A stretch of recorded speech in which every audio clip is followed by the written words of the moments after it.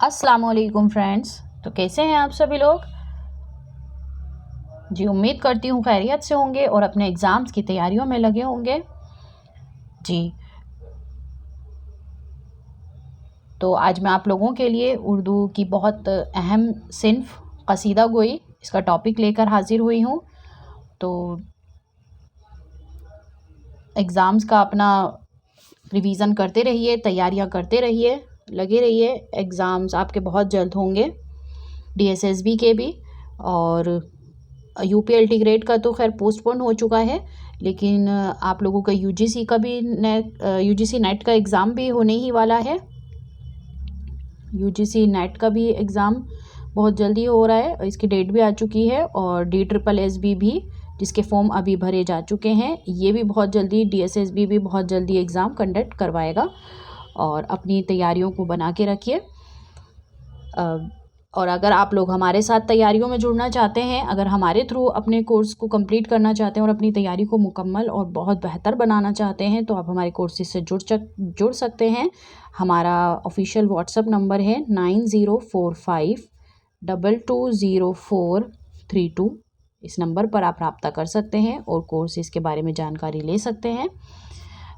इसमें आप लोगों को, हमारे यहाँ कोर्सेज में आप लोगों को नस्र की और ये जितना भी पूरा थ्योरी का टॉपिक रहेगा, ये सब कंप्लीट कराया जाएगा टॉपिक वाइज। और इसके साथ ही आपको MCQ भी दिए जाएंगे प्रैक्टिस के लिए, और आपको मुकम्मल रिकॉर्डिंग और सब कुछ आप लोगों को प्रॉपर मिलेगा इसमें, ठीक है। और PDF भी कंप्लीट मिलती हैं, ठीक है। UGC नेट का भी एग्ज़ाम होने वाला है, तो अपनी तैयारी को मुकम्मल करें आज ही और अपनी पढ़ाई में, अपनी तैयारियों में जुट जाएं। चलिए शुरू करते हैं। और हाँ, मैं शुरू करने से आप लोगों को पहले बता दूं कि हमारे यहाँ 20% का डिस्काउंट चल रहा है ऑल कोर्सेज़ पे, तो आप जल्दी कीजिए। अगर आप लेना चाहते हैं तो 20% का डिस्काउंट लीजिए। और हमारा कूपन कोड है CAD20। ये कूपन कोड बता के आप अपने कोर्सेज़ के आप कोर्सेज़ परचेज़ कर सकते हैं। चलिए ठीक है, स्टार्ट करते हैं हमारा उर्दू कसीदा गोई का टॉपिक। देखिए, कसीदा अरबी ज़बान का लफ्ज़ है जिसके लग़वी मानी हैं सत्र या मुग़ज़ गलीज़ के हैं, यानी गाढ़ा या मवाद है, गाढ़ा या मवाद गूदा। इसके लग़वी मानी ये हैं, पर यहाँ पे जो कसीदा के अरबी मानी है वो यहाँ पे मदाह के लिए इस्तेमाल हुआ है। कसीदा लफ्ज़ क़सद से निकला है। देखिए कहाँ से निकला है, कसीदे का जो असल लफ्ज़ है वो है क़सद, और इसके लग़वी मानी इरादा करना के हैं। यहाँ पे जो इसके लग़वी मानी इस्तेमाल हुए हैं वो है इरादा करना। कसीदा इस मुसलसल नज़्म को कहते हैं जिसके पहले शेर के दोनों मिसरे और बकिया अशार के दूसरे मिसरे हम काफ़िया और हम रदीफ़ हो। ऐसी मुसलसल नज़्म, यानी कि देखिए गज़ल जो होती है वो मिनिमम 5 से 6 मिसरे तो उसमें होने ही चाहिए। नज़्म काफ़ी तवील हो जाती है, पर ये जो कसीदा होता है ये बहुत तवील नज़्म होती है और मुसलसल नज़्म होती है, जिसका एक मिसरा दूसरे मिसरे से जुड़ा होता है, उसी को नज़्म कहते हैं। और कसीदा जो होता है वो मदाह में कहा जाता है, और नज़्म जो होती है वो किसी की मदाह में नहीं होती, किसी भी एक टॉपिक पर होती है और मुसलसल अशार होते हैं उसी पर कसीदा जो है वो किसी की मदाह में कहा जाता है। कसीदा 2 तरह का होता है, एक हिजविया और एक, चलिए मैं आगे आपको इसके बताती हूँ, इसके बारे में हम आगे पढ़ेंगे। इसके लग़वी मानी है इरादा करने के।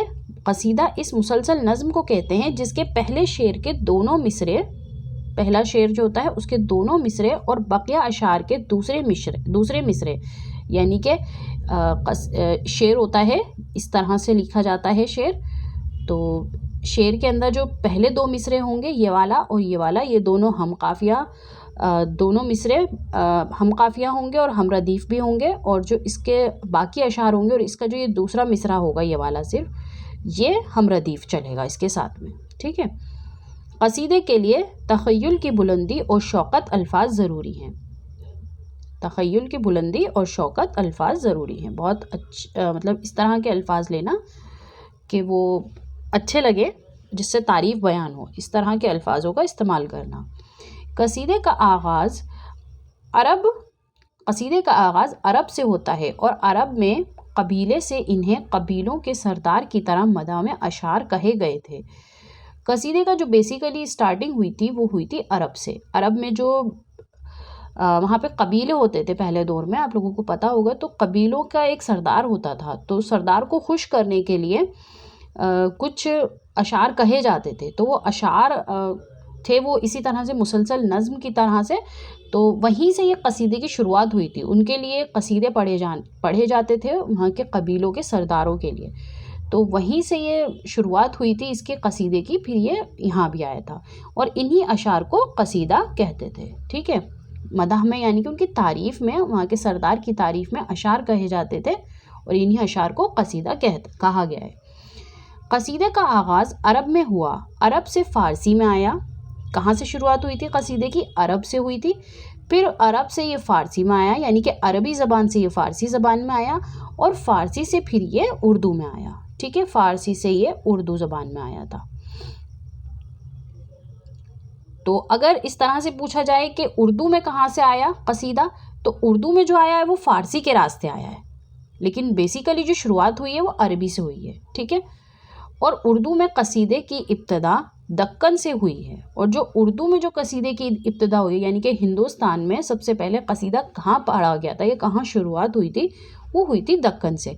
اور دیکھا جائے تو دکن ہی زیادہ تر اردو کی اصناف کا ہی موجود رہا ہے، جیسے کہ غزل کی شروعات یا نظم کی شروعات یا داستان کی شروعات اور مثنوی کی شروعات، موسٹلی زیادہ تر اصناف جو تھیں وہ اردو کی سب دکن سے ہی شروعات ہوئی ہیں، تو اسی کی پیروی کرتے ہوئے قصیدہ بھی دکن سے ہی شروعات ہوئی ہے۔ ہم اس کے لیے بھی یہی کہہ سکتے ہیں کہ دکن سے ہی شروعات ہوئی ہے، اور دکن سے قصیدے کو ہی فروغ ملا۔ تقریباً 16ویں صدی کے آس پاس قصیدے کو فروغ ملنا شروع ہوا تھا۔ کون سی صدی تھی؟ 16ویں صدی میں، اور 16ویں صدی میں ہی قطب شاہی سلطنت قائم ہوئی تھی۔ قطب شاہی سلطنت کب قائم ہوئی تھی؟ 16ویں صدی میں ہی، اور اسی سلطنت کا 5واں بادشاہ ہوا ہے محمد قلی قطب شاہ۔ محمد قلی قطب شاہی سلطنت کا کون سا بادشاہ تھا یہ بھی یاد رکھیے گا، ایگزام میں پوچھ لیتے ہیں، تو یہ تھا 5واں بادشاہ، اور قلی قطب شاہ کو ہی اردو کا پہلا قصیدہ گو شاعر بھی مانا جاتا ہے، ٹھیک ہے۔ تو انہوں نے ہی سب سے پہلے قصیدہ کہا ہے، تو انہی کو سب سے پہلا قصیدہ گو شاعر مانا جاتا ہے، یہ بھی امپورٹنٹ رہتا ہے، اس کو بھی یاد رکھیے گا۔ چلیے آگے دیکھتے ہیں۔ محمد قلی قطب شاہ مغلیہ سلطنت کے بادشاہ جلال الدین محمد اکبر، جن کا اصل نام بدر الدین تھا، ان کا ہم عصر تھا۔ محمد قلی قطب شاہ جو تھے وہ ہندوستان کے مغلیہ سلطنت کے جو ہمارے بادشاہ تھے بادشاہ اکبر جلال الدین محمد اکبر، جن کا اصل نام تھا بدر الدین، ان کے ہم عصر تھے محمد قلی قطب شاہ، ٹھیک ہے۔ اکبر کا جنم 1542 میں ہوا تھا کے آس پاس ہوا تھا، اور قلی قطب شاہ کا جنم بھی 1565 میں ہوا تھا۔ تو 42 اور 65 یعنی کہ پہلے اکبر کا ہوا تھا، پھر بعد میں ان کا ہوا تھا قلی قطب شاہ کا۔ یہ دکن کے شاعر تھے، اور اکبر امی یعنی ان پڑھ تھے۔ اکبر کیا تھے؟ امی تھے، امی کہتے ہیں ان پڑھ کو۔ اور قلی قطب شاہ کو اردو کا پہلا صاحب دیوان شاعر بھی کہا جاتا ہے۔ قلی قطب شاہ کیا ہیں؟ ہمارے اردو ادب کے پہلے صاحب دیوان شاعر بھی انہی کو کہا گیا ہے۔ قصیدے میں کسی انسان کی تعریف بیان کی جاتی ہے، اور یہ تعریف زندہ لوگوں کی جاتی ہے۔ دیکھیے میں نے ابھی اسٹارٹنگ میں بتایا، کسی کی بھی مدح کے لیے قصیدہ پڑھا جاتا ہے، یعنی کہ اس کی تعریف میں پڑھا جاتا ہے، اور مطلب اگر ہم اس کا قصیدہ پڑھ رہے ہیں تو یعنی کہ وہ انسان زندہ ہے، یہ نہیں کہ وہ مر گیا ہے، مرنے کے بعد اس کی مدح میں قصیدہ پڑھا جاتا ہے، اور اگر کوئی مر جاتا ہے تو اس کے مرنے کے بعد مرثیہ پڑھا جاتا ہے۔ اردو ادب میں مرثیہ ہے کسی کے مرنے کے بعد پڑھنا، تو یہاں پہ مرثیے کی بات نہیں ہو رہی ہے، یہاں پہ قصیدے کی بات ہو رہی ہے، اور قصیدے کا مین جو اس کی شرط ہے وہ یہ ہے کہ وہ انسان زندہ ہو اور اس کی مدح میں قصیدہ کہا جائے، اور اس میں تعریف ہوتی ہے کسی زندہ انسان کی۔ چلیے، قصیدے کا پہلا شعر تو مطلع ہوتا ہے، لیکن کچھ شعروں کے درمیان میں بھی مطلع کہے جاتے ہیں۔ دیکھیے میں نے ابھی آپ کو یہی بات بتائی کہ اس کا پہلا شعر تو مطلع ہوتا ہے، ہم ردیف اور ہم قافیہ ہوتا ہے۔ مطلع شعر یعنی کہ جو کسی بھی غزل کا سب سے پہلا شعر جو ہم ردیف ہم قافیہ ہو وہ مطلع کہلاتا ہے۔ تو قصیدے میں اور بیسیکلی قصیدے سے ہی ہماری غزل نکلی ہے. غزل جو تھی وہ اپنے آپ وجود نہیں پائی ہے، خود ہی نہیں بنی ہے، وہ قصیدے سے نکلی ہے غزل. تو اسی لیے غزل کا بھی پہلا شعر ہم ردیف اور ہم قافیہ ہوتا ہے، یعنی مطلع ہوتا ہے. تو اسی وجہ سے ہوتا ہے کیونکہ وہ قصیدے سے نکلی ہے. تو یہ شرط جو بیسیکلی جو پرائیورٹی ہے وہ پہلی قصیدے کے لیے تھی یہ والی. تو پہلا شعر تو مطلع ہوتا ہے قصیدے کے لیے، لیکن کچھ شعروں کے درمیان میں بھی مطلع کہے جاتے ہیں، اور بیچ بیچ میں جب شعر کہے جاتے ہیں تو ان کے بیچ میں بھی کوئی ایسا شعر آ جاتا ہے جو ہم ردیف اور ہم قافیہ ہوتا ہے، یعنی کہ وہ مطلع بیچ بیچ میں آ جاتا ہے. طویل مطلعوں کی تعداد کبھی کبھی 5 تک پہنچ جاتی ہے. کبھی کبھی مطلع اتنے طویل ہو جاتے ہیں کہ وہ 5 تک بھی پہنچ جاتے ہیں.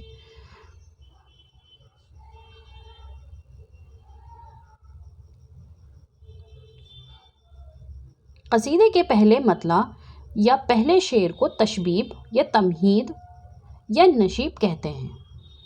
اس کے پہلے شعر کو کیا کہتے ہیں؟ مطلع یا پھر تشبیب یا تمہید یا نشیب. یہ سبھی ٹرمز ہیں، ان کو یاد رکھیے گا، یہ ایگزام میں پوچھ سکتے ہیں کہ قصیدے کا اور دوسرا لفظ کیا ہے اور کس نام سے بلاتے ہیں، کہ پہلا جو اس کا شعر ہوتا ہے وہ مطلع ہوتا ہے یا تشبیب ہوتا ہے یا تمہید ہوتا ہے یا نشیب ہوتا ہے.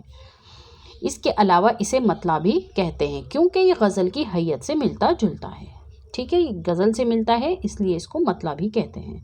قصیدے میں ایک سے زیادہ مطلع بھی آ سکتے ہیں. ٹھیک ہے، یہ بات یاد رکھیے گا کہ قصیدے میں ایک سے زیادہ بھی مطلع آ سکتے ہیں. جیسے ایک مطلع کے بعد دوسرا مطلع آ جائے تو اسے حسن مطلع کہتے ہیں، اور یہی شرط جو ہوتی ہے وہ ہماری غزل میں بھی رہتی ہے. ایک کے بعد ایک دوسرا مطلع آ جاتا ہے تو اسے حسن مطلع کہتے ہیں یا زیب مطلع. اور دو سے مطلع کو دو مطلعین یا تجدید مطلع یا ذل مطالع بھی کہتے ہیں. جب ایک کے بعد ایک دوسرا مطلع بھی آ جائے، یعنی کہ دوسرا مطلع یعنی ہم ردیف اور ہم قافیہ 2 شعر مسلسل آ جائیں تو اس کو ذو مطلعین، تجدید مطلعین یا ذل مطالع بھی کہتے ہیں. ٹھیک ہے، سب سے آخری میں مقطع آ جاتا ہے. سب سے آخری میں کیا آتا ہے؟ قصیدے کے مقطع یعنی کہ جس میں شاعر اپنا تخلص بیان کرتا ہے. جیسے کہ اقبال کا تخلص کیا ہے؟ اقبال ہی ہے. غالب کا تخلص کیا ہے؟ غالب. اسد اللہ خان غالب، ان کا پورا نام تھا اسد اللہ، تو غالب انہوں نے اپنا تخلص رکھا تھا. جیسے کہ غالب کا شعر ہے، ہیں اور بھی دنیا میں سخنور بہت اچھے، کہتے ہیں کہ غالب کا ہے انداز بیاں اور. تو یہ ان کا مقطع کا شعر ہے غالب کا. ٹھیک ہے، چلیے آخر میں دعا پر خاتمہ کلام ہوتا ہے جسے برائنن الاختتام یا حسن المقطع کہتے ہیں.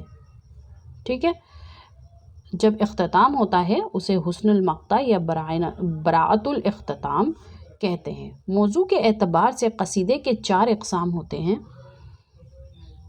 موضوع کے اعتبار سے دیکھا جائے تو قصیدے کے 4 اقسام ہوتے ہیں جو مندرجہ ذیل ہیں.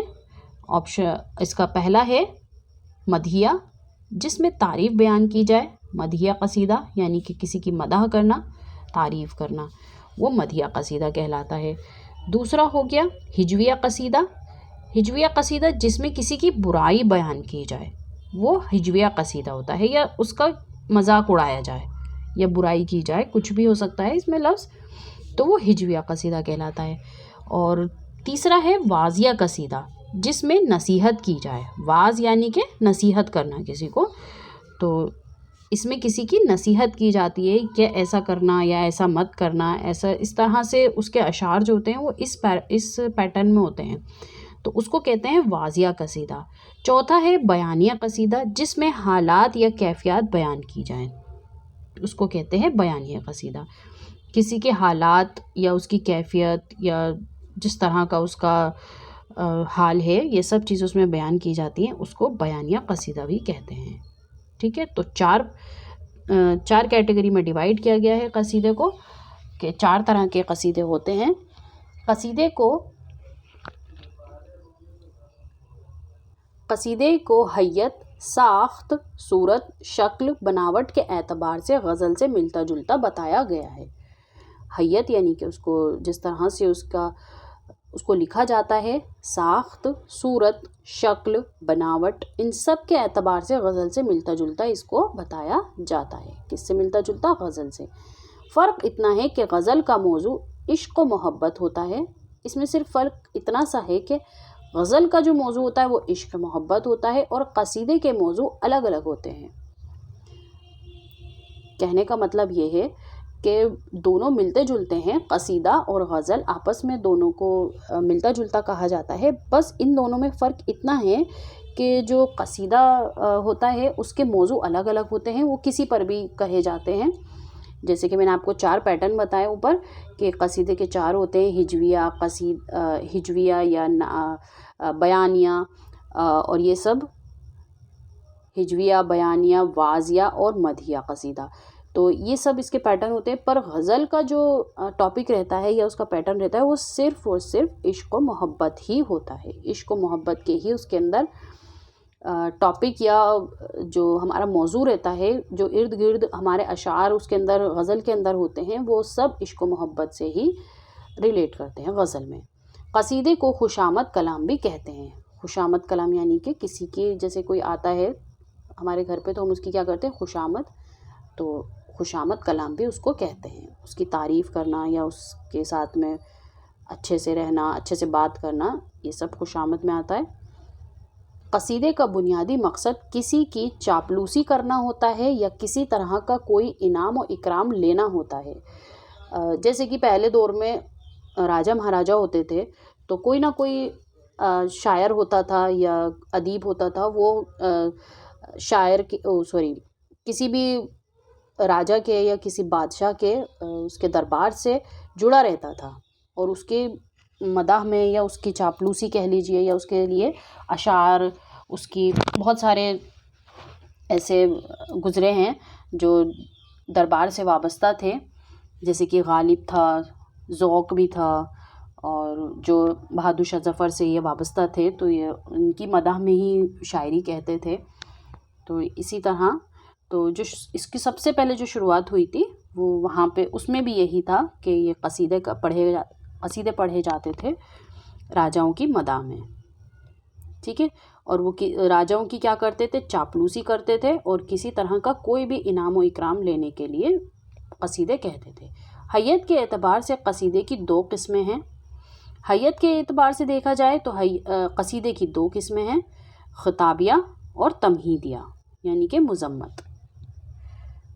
حیت کے اعتبار سے ہم نے دیکھا تو اس کی 2 قسمیں دیکھی ہم نے، اور اوپر ہم نے پڑھی ہیں اس کی موضوع کے اعتبار سے، ٹھیک ہے، تو اس کو یاد رکھیے گا۔ موضوع کے اعتبار سے اس کی 4 قسمیں ہیں۔ ایگزام میں اس طرح سے بھی آ سکتا ہے کہ موضوع کے اعتبار سے کتنی قسمیں ہیں، تو کوشچن کو دھیان سے پڑھیے۔ موضوع کے اعتبار سے 4 قسمیں ہیں، مدحیہ، ہجویہ، واضیہ اور بیانیہ، اور حیت کے اعتبار سے ہیں 2 ہی قسمیں، خطابیہ اور تمہیدیہ۔ چلیے اس کو پڑھ لیتے ہیں۔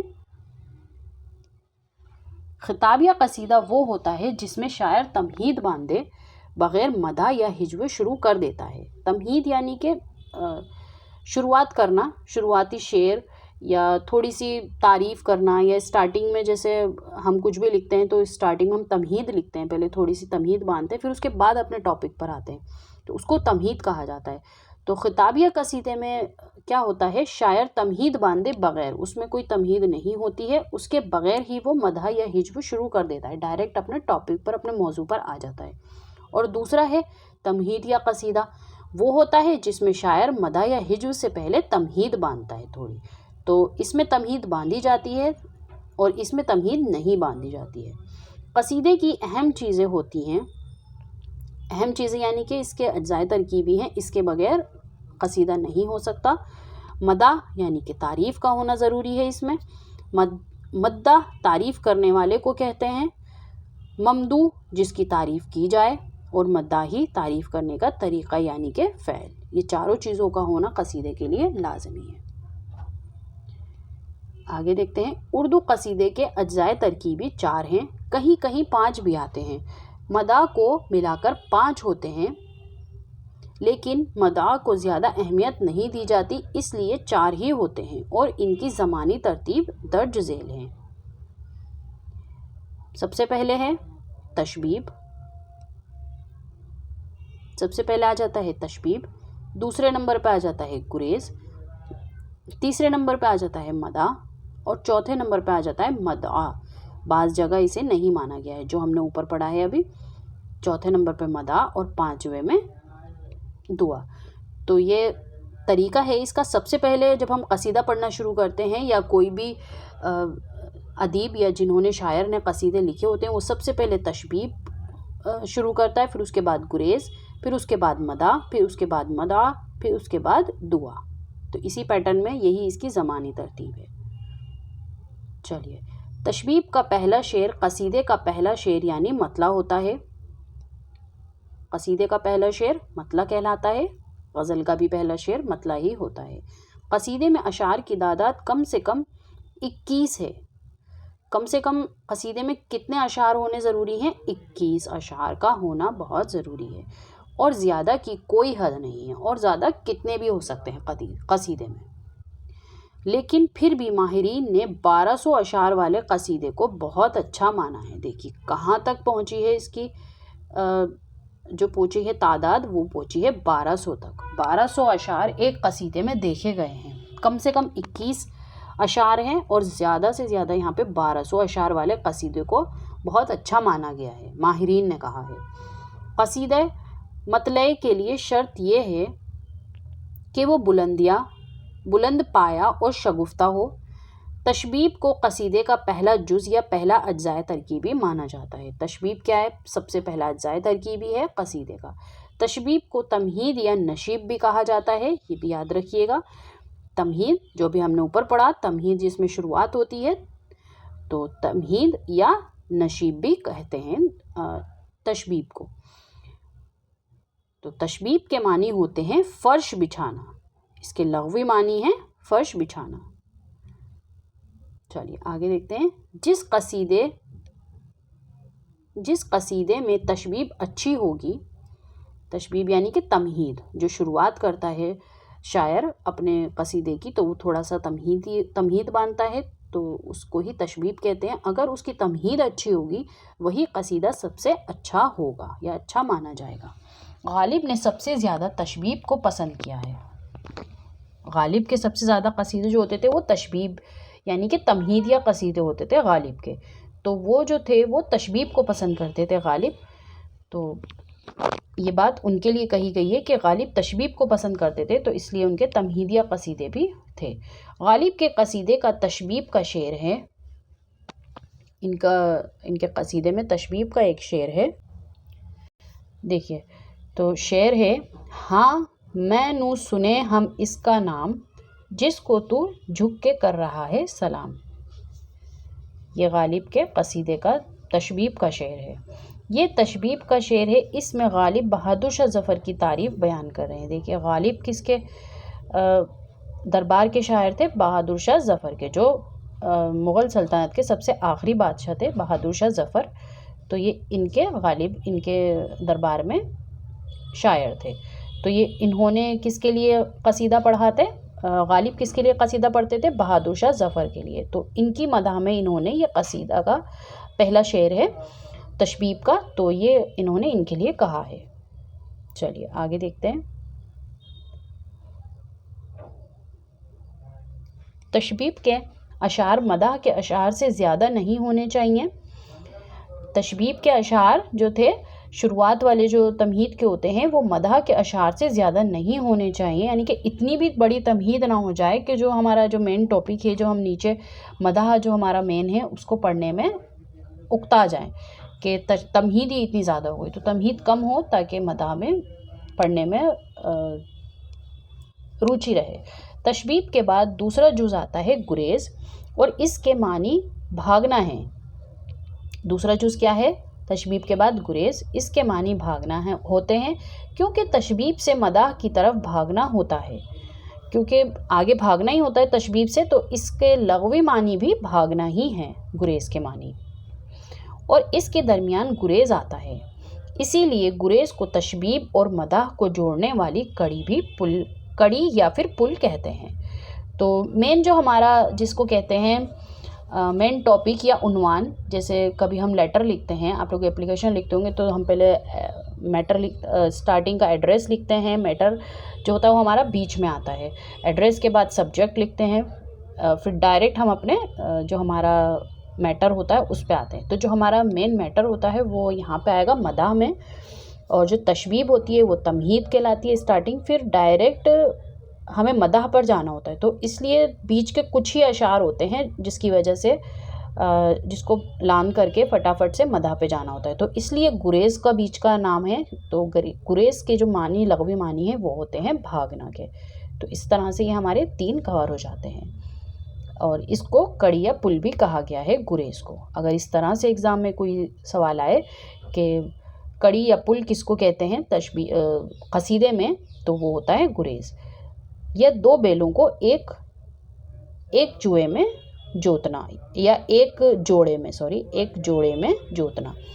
گریز کا مقصد صرف اتنا ہوتا ہے کہ وہ تشبیب کو اور مداح کو ایک ساتھ جوڑے، اور شاعر کے پاس یہ ہنر ہوتا ہے، ٹھیک ہے، شاعر کے پاس یہ ہنر موجود ہوتا ہے کہ وہ کب تشبیب ختم کر دے اور کب گریز آ جائے، وہ بات پتہ ہی نہیں چلنے دیتا یا پتہ ہی نہیں چلتی۔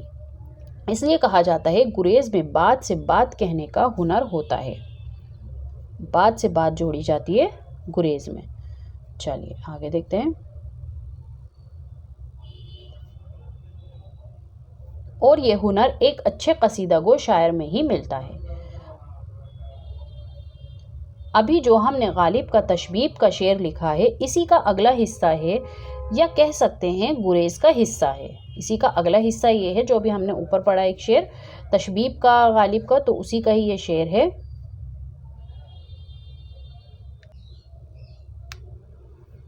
جی تو شعر یوں ہیں: تو نہیں جانتا تو مجھ سے سن، یہ غالب کا شعر ہے، تو نہیں جانتا تو مجھ سے سن، نام شہنشاہ بلند مقام، قبلہ جان و دل بہادر شاہ، مظہر ذوالجلال والاکرام۔ ٹھیک ہے، دیکھیے کس طرح سے انہوں نے اس کا آگے کا حصہ کہا ہے، اور اسی کو کہا جاتا ہے گریز۔ اسی سے آگے جا کے مداح بنتا ہے اس کے آگے، ٹھیک ہے۔ یہ دوسری اجزائے ترکیبی ہوتی ہے جسے گریز کہتے ہیں، اور یہ تشبیب کو مداح سے جوڑتا ہے، یعنی کہ بیچ کی کڑی کا کام کرتا ہے، جوڑنے کا کام کرتا ہے، اور اس کے بعد مداح کے اشعار آ جاتے ہیں۔ مداح قصیدے کا سب سے اہم جز ہے۔ سب سے اہم جز کیا ہے؟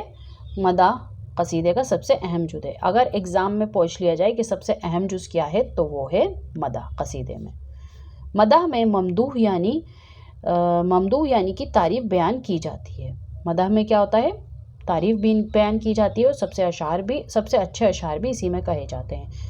مداح قصیدے کا تیسرا اجزائے ترکیبی ہے، یہ تیسرے نمبر کا اجزائے ترکیبی ہوتا ہے۔ غالب کے قصیدے کے مداح کے اشعار ہیں، جی شعر ہے یہاں پہ، مداح کے اشعار کچھ دیے ہیں غالب کے۔ تو شہ سوار طریقہ انصاف، نو بہار حدیقہ اسلام، جس کا ہر فعل صورت اعجاز، جس کا ہر قول ہے معنی الہام۔ تو یہ ان کا مداح کے اشعار تھے۔ یہ غالب کے قصیدے کے مداح کے اشعار ہیں جو انہوں نے بہادر شاہ ظفر کی مداح میں لکھا تھا۔ آگے دیکھ لیتے ہیں۔ دعا قصیدے کا آخری جز ہے، سب سے آخری میں آ جاتا ہے دعا، اور اسی میں اختتام ہوتا ہے قصیدے کا۔ قصیدے کا اختتام کرنے کے لیے یہ ضروری ہوتی ہے دعا، کیونکہ جو قصیدہ گو ہوتا ہے اس کی امید یہی ہوتی ہے کہ میں دعا کروں گا تو مجھے کچھ نہ کچھ تو انعام ملے گا ہی۔ شروعات میں کیا ہوتا ہے؟ تمہید باندھتا ہے، پہلے شاعر جو ہوتا ہے وہ تمہید باندھتا ہے، تو اس میں بھی تعریفیں بیان کرتا ہے، تو اس سے بھی بادشاہ خوش ہوتا ہے، اور آخر میں جب وہ دعا کرتا ہے، دعا میں یعنی کہ اس میں وہ ظاہر ہی ہے کہ وہ بادشاہ کے لیے دعا کرے گا، تو اس میں بھی اس کو کچھ نہ کچھ انعام ضرور ملے گا، تو وہ اسی امید میں رہتا ہے۔ اگر ہم یہاں مداح کی بات کریں تو مداح میں قصیدہ گو اپنی ضرورت کی بات کرتا ہے، دیکھیے تو مدا جو ہے وہ کہیں کہیں مانی گئی ہے اور کہیں کہیں نہیں مانی گئی ہے اس کے جز میں. تو کیونکہ یہ ہر شاعر جو تھا وہ استعمال نہیں کرتا تھا، کوئی کوئی استعمال کرتا تھا مداح کو. تو اس میں قصیدہ کو اپنی ضرورت کی بات کرتا ہے، مجھے اس چیز کی ضرورت ہے یا مجھے فلاں چیز کی غرض ہے. قصیدہ کو ڈائریکٹ نہیں بتاتا، انڈائریکٹ طریقے سے اپنی غرض کا ذکر اشعار کے ذریعے استعمال کرتا ہے. ٹھیک ہے، تو اسی کو مداح کہتے ہیں اس میں.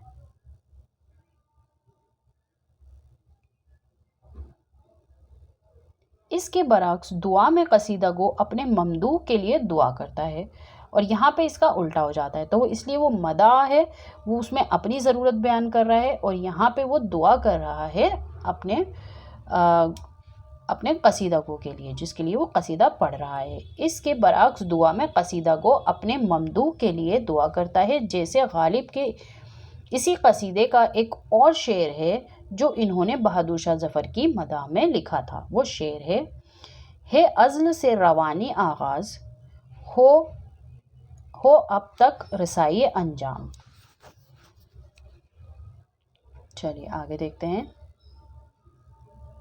یعنی غالب نے اس میں دعا کہی ہے کہ بہادر شاہ ظفر کی سلطنت تا قیامت تک قائم رہے. اس میں انہوں نے دعا کہی ہے، تو یہ اس میں اشعار سے یہی دکھتا ہے. قصیدے کے بارے میں مختلف اقوال کیا کہے گئے ہیں. زندوں کی تعریف کو قصیدہ کہتے ہیں، اور مردوں کی تعریف کو، جس میں ناصف اور افسوس بھی شامل ہوتا ہے، اسے مرثیہ کہتے ہیں. ٹھیک ہے، اور یہ کس کا قول ہے، کس نے کہا ہے؟ مقدمہ شعر و شاعری میں جو 1893 میں آئی تھی، الطاف حسین حالی نے کہا ہے ان کی کتاب میں مقدمہ شعر و شاعری میں، کہ زندوں کی تعریف کو تو قصیدہ کہتے ہیں، اور مردوں کے بارے میں جو بات کی جائے اس کو مرثیہ کہتے ہیں. اور یہی حالی کا شعر بھی ہے یہاں پہ. غزل اور قصیدے کے ناپاک دفتر ہیں، غزل اور قصیدے کے ناپاک دفتر ہیں،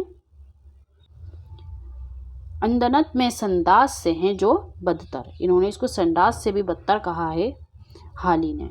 ان کی جو مقدمہ شعر و شاعری تھی اس میں یہ اشعار لکھے ہیں انہوں نے.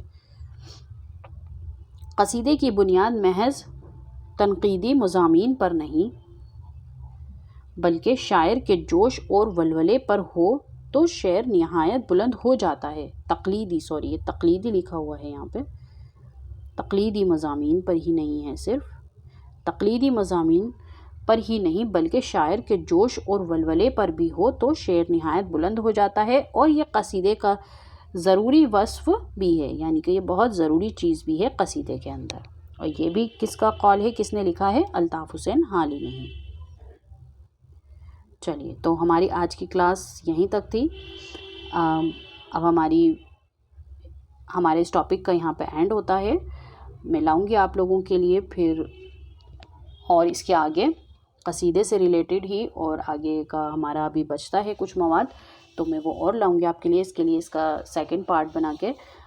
تو آج کے لیے اتنا ہی. اور اگر آپ اپنی تیاری کو اور آگے بڑھانا چاہتے ہیں، تو آپ ہمارے آفیشیل واٹس ایپ نمبر پر رابطہ کر سکتے ہیں. آپ ہمارے کورسز سے بھی جڑ سکتے ہیں،